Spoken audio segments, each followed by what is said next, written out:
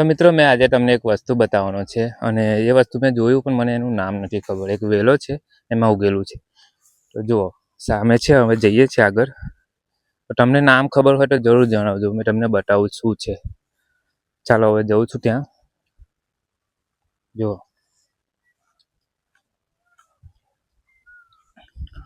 હા રહ્યું, જુઓ શું છે આ. મેં તો ફર્સ્ટ ટાઈમ જોયું, મને નામ પણ નથી ખબર. અને એના પાન છે, જુઓ મિત્રો. શું હશે આ? શું આ તમે વસ્તુ જોયું છે અને તમને નામ ખબર છે?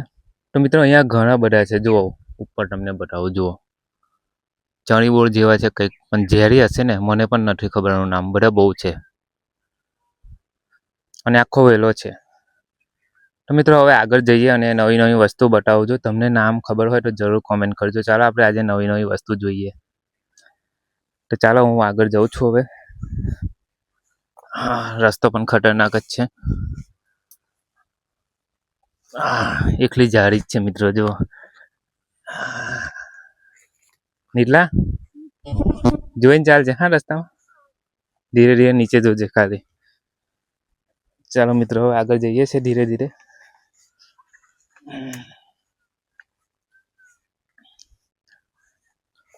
જોજે આગળ, ધ્યાન આપજે ખાલી.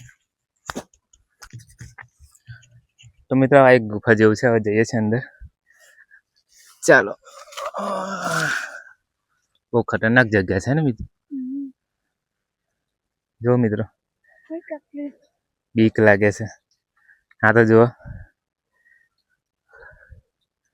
આ પિલોરી છે. તો મિત્રો જે વસ્તુ તોડ્યું હતું તે લાવ્યો છે ને, એટલે બતાવજો. જુઓ આ 2-3 ટ્રોલી લાવ્યો છે. આ શું છે ખબર નહીં યાર. ચાલો તો જઈએ છીએ હવે આગળ.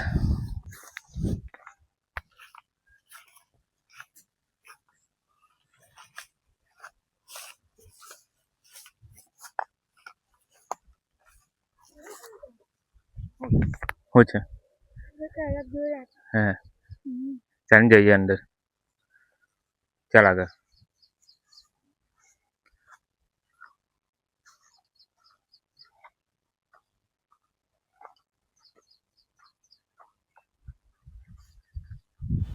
તો મિત્રો બીજી એક એવી વસ્તુ બતાવું જે બાળપણની યાદો આપણે નવાવશે. નાનપણમાં આપણે ખાતા હતા ને, જો વરસાદ પડે એટલે આ વસ્તુ ખાતા હતા. જુઓ હા રે કમળ કાંકરી.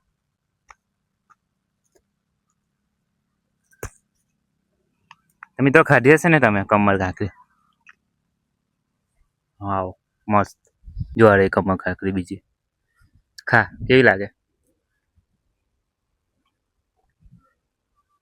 મસ્ત લાગે ને. નાનપણમાં બહુ ખાતા હતા મિત્રો, યાદ આવી ગઈ. તો મિત્રો આ કમળ કાંકરી ખરેખર બહુ મસ્ત લાગે છે. જુઓ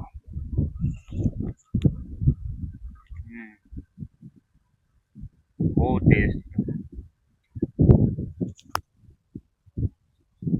જો આ એના વેલા છે. તો મિત્રો હવે બેઠા બેઠા ખાઈએ છીએ કમળ કાંકરી. નીતલાને તો બહુ ભાઈ જાય. જો બહુ ભાવે ને. ખા ખા ને, જેટલી ખા એટલી ખા. પેલા ખબર હતી તને? નહીં ખબર. મજા આવે ને. નીચે પણ મસ્ત લાગે. મસ્ત લાગે. તો મિત્રો હમણાં વરસાદની સિઝન ચાલુ છે, એટલા માટે જ્યાં ત્યાં વેલા ઉગી જાય અને ખાવાનું ઉગી જાય. એમાં ઝેરી પણ હોય અને ખાવા લાયક પણ હોય. તો આજે અમે ખાવા લાયક વેલો ખાધો છે અને મસ્ત લાગ્યું છે. મિત્રો આજનો વિડીયો અહીંયા સમાપ્ત કરું છું. જો ગમ્યું હોય તો લાઈક કરી દેજો. અને હા, આવો વિડીયો મેં મસ્ત બીજું કંઈક નવું શોધીને લાવીશ. તો ચાલો બાય બાય.